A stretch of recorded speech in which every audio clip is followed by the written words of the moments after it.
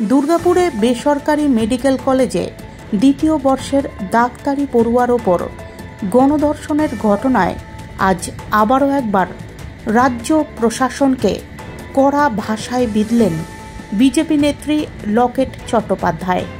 সোমবার বিকেল 4:30 নাগাদ সল্টলেকে সংবাদ মাধ্যমের মুখোমুখি হয়ে এই ঘটনায় মহিলাদের গভীর রাত্রে বাইরে যাওয়া উচিত নয় মুখ্যমন্ত্রীর এই মন্তব্যের তীব্র বিরোধিতা করেন তিনি। নিশ্চয়ই আপনারা সবাই দেখান, কিন্তু খুব খারাপ লাগে যে যখন আমরা পশ্চিমবাংলার এই দ্রুত অধঃপতন এবং প্রত্যেক দিন নির্মমভাবে নারকীয়ভাবে মহিলাদের ওপর এরকম নির্যাতন চলছে এবং আপনাদের মাধ্যমে সারা দেশ দেখছে, কিন্তু তার সুরাহা কিন্তু এখনো পর্যন্ত হচ্ছে না। আরজি করের ঘটনা 1 বছর হয়েছে, বছরের কিছু বেশি, 9ই আগস্ট। আজকে 2025, ঠিক 10ই অক্টোবর 2025-এ 23 বছরের একজন কিশোরী মেডিকেল ছাত্রী ডাক্তারি পড়ছে, আজকে তাকেও গণধর্ষণের শিকার হতে হয়েছে। এবং আপনারা সকলে জানেন মেয়েটির অবস্থা খুব ক্রিটিক্যাল, মৃত্যুর সঙ্গে পাঞ্জা লড়ছে মেয়েটি। এবং তার আশেপাশে মেয়েটি যখন মৃত্যুর সঙ্গে পাঞ্জা লড়ছে, গণধর্ষণের শিকার হয়ে ওড়িশা থেকে এসছে ডাক্তারি পড়তে, এবং তার পাশাপাশি মুখ্যমন্ত্রীকে আমরা দেখতে পাচ্ছি উনি বলছেন যে মেয়েরা রাত্রিবেলা বাইরে বেরোবেন না, আশেপাশে ফরেস্ট আছে, মেয়েরা বেরোবেন না, এবং প্রাইভেট হসপিটাল কর্তৃপক্ষকে দোষ দিচ্ছেন, তাদের দেখা উচিত। এই ধরনের কথা 2025 সাল, পিতৃতন্ত্র চলছে মনে হচ্ছে পশ্চিমবঙ্গে। আর মহিলা একজন মুখ্যমন্ত্রী আছে আমাদের, কদিন বাদেই কালী পুজো, এবং আমরা জানি সকলেই মুখ্যমন্ত্রীর বাড়িতে মা কালীর পুজো হয়, আর সেখানে অনেকে যান সেখানে মাকে দর্শন করতে। যিনি মা কালীর পুজো করছেন তিনিই বলছেন ঘরের মেয়েরা, নারীরা 2025-এ দাঁড়িয়ে আজকে বাইরে বেরোবে না। মা দুর্গার মাটিতে আমাদের মায়েদের, বাঙালি মেয়েদের, আজকে আমাদের মেয়েদের, নারীদের এইভাবে একজন মুখ্যমন্ত্রী অপমান করছেন। শুধুমাত্র তার নারীদের সম্মান দরকার নেই তার রাজ্যে, তার রাজ্যে শুধু দরকার আছে ভোট ব্যাংকের রাজনীতি। কারা গ্রেপ্তার হয়েছে নাম শুনুন। গ্রেপ্তার করা হয়েছে শেখ নাসিরউদ্দিন, ফিরদৌস শেখ, শেখ রিয়াজউদ্দিন, আপু বাউরি, এবং একজন দুর্গাপুরের পৌরসভার কর্মী যার বাবা তৃণমূলের একটা ভালো পদে একজন রয়েছে। এবং ধর্ষকরা রাত্রিবেলা ঘুরে বেড়াবে, ধর্ষকদের জন্য রাত্রিবেলা খোলা আছে, ছাড় আছে, কিন্তু মহিলাদের জন্য রাত্রিবেলা ছাড় নেই।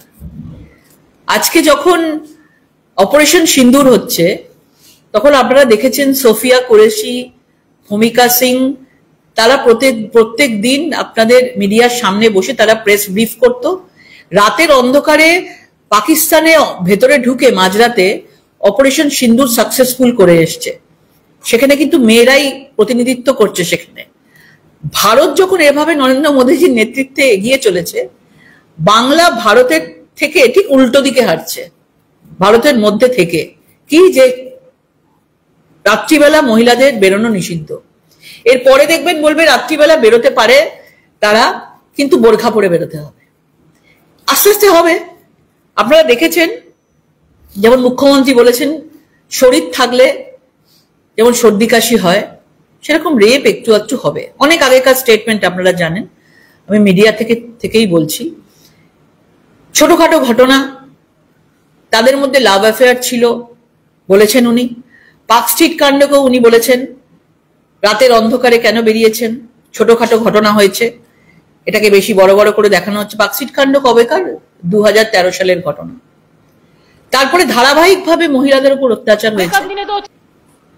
লাস্ট আরজি করের ঘটনাতে উনি কি বলেছেন, যে রাত্রিবেলা মেয়েদের নাইট ডিউটি থাকবে কেন, নাইট ডিউটি বন্ধ করে দেওয়া হোক। মানে যারা ধর্ষক রয়েছেন তাদের শাস্তি হচ্ছে না, কিন্তু রাত্রিবেলা কেন নাইট ডিউটি সেটাকে বন্ধ করতে চাইছেন। মেয়েদের ধর্ষণ হলে মেয়েদের তার জন্য 20,000 টাকা বরাদ্দ করে দিচ্ছেন। তাহলে ভেবে দেখুন, এখানে ধর্ষণ না হওয়াটা না কোনো অস্বাভাবিক ব্যাপার না।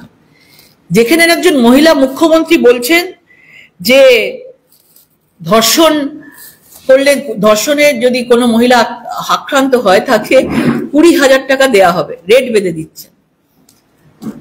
দুধেল গাইদেরকে বাইরে থাকার জন্য ধর্ষকদের ছাড় আছে, কিন্তু মেয়েদের কোনো ছাড় নেই। আজকে উড়িষ্যার মতো একটা জায়গা, সেখানে তার বাবা মা কত স্বপ্ন দেখে আজকে মেয়েকে পড়তে পাঠিয়েছে, আজকে তাকে তার মেয়ের এইরকম অবস্থা নিয়ে তার মেয়েকে বাড়ি ফিরে যেতে হচ্ছে। এটা বাংলার জন্য একটা লজ্জার ব্যাপার। মহিলাদের লক্ষ্মীর ভান্ডার, লক্ষ্মীশ্রী, কন্যাশ্রী, রূপশ্রী, আরো কত কিছু দিয়ে মহিলাদের সেলোটেপ দিয়ে মুখ বন্ধ করে রাখছে।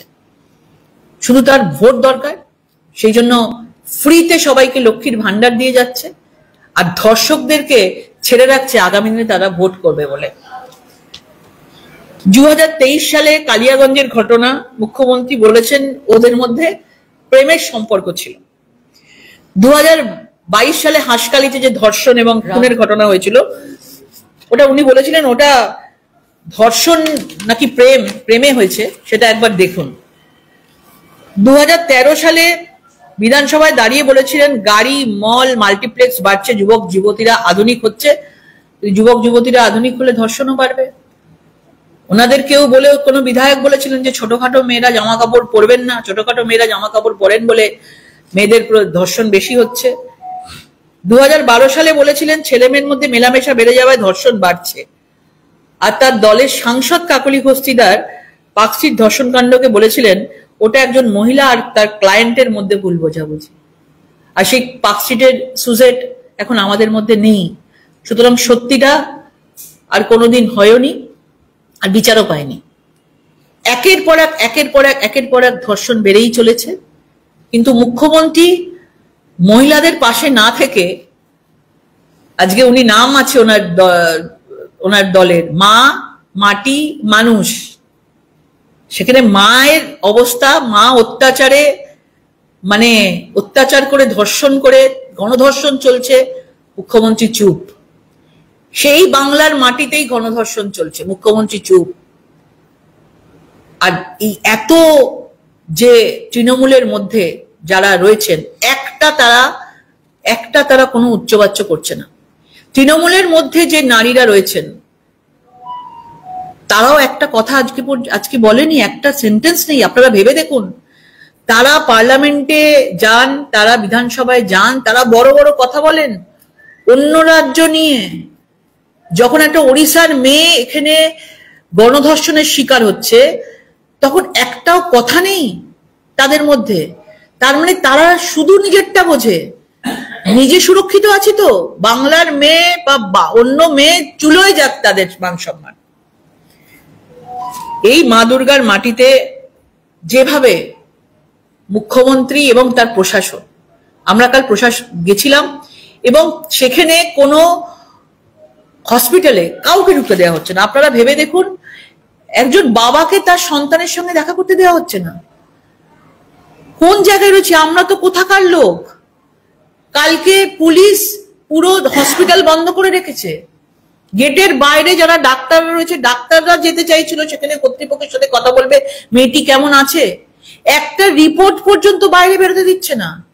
ভাবছে সবকিছু মুখ বন্ধ করে দাবাং টাইপের রাজনীতি চলবে, পেশি দিয়ে রাজনীতি চলবে, যা করছে করে নিক, আমরা কিন্তু কোনোভাবে এর বিচার করব না। উপরন্তু আমরা কোনো মেডিকেলের রিপোর্ট বলুন, কোনো কিছু, মেয়েটির অবস্থা কেমন আছে, তার নিজের পরিবারকে পর্যন্ত দেখতে দিচ্ছে না।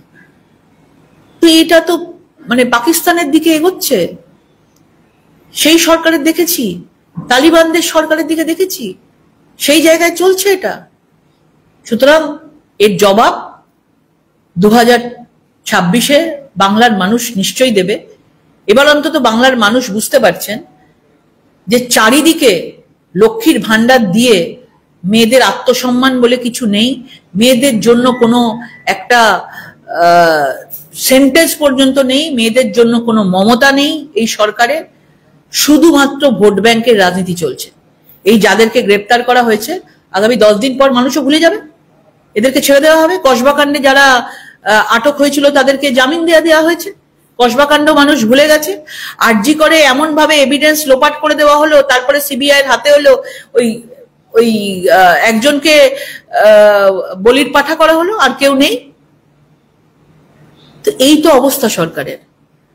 আগামী দিনে মানুষের বিচার করবে, এবং যতক্ষণ না ভারতীয় জনতা পার্টি পশ্চিমবাংলার মা দুর্গাদের জন্য, পশ্চিমবাংলার মা লক্ষ্মী, মা কালীদের জন্য লড়ে যাবে, এবং যতক্ষণ না এদের বিচার হয়, যতক্ষণ না এই সরকার উৎখাত করতে পারি, আমাদের লড়াই চলছে এবং চলবে।